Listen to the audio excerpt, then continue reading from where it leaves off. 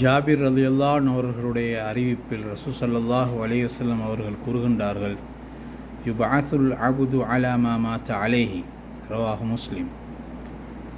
ஒரு அடியான் எந்த நிலைமையில் மௌத்தாகின்றானோ அந்த நிலைமையில் எழுப்பாட்டப்படுவான் என்பதாக நபி அவர்கள் கூறினார்கள்.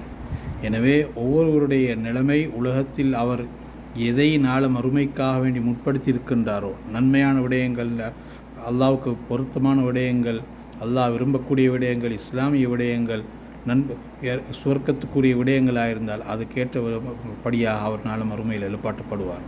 அதுக்கு மாற்றமான நிலைமையில் தன்னுடைய வாழ்க்கையை அவர் கழிப்பார் என்றால் அந்த நிலைமையில் அவர் எழுப்பாட்டப்படுவார்.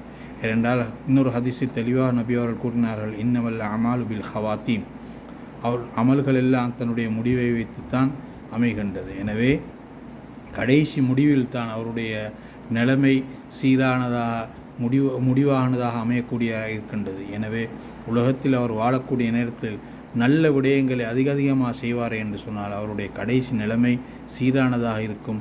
அந்த நிலைமையில் நாள மறுமையில் எழுப்பாட்டப்படுவார். அல்லாஹ் தஆலா எங்கள் அனைவர்களுக்கும் அந்த சீதேவிகளுடைய பாக்கியத்தை பெற்று நல்லவர்களாக மாறுவதற்கு தௌஃபீக் செய்வானாக.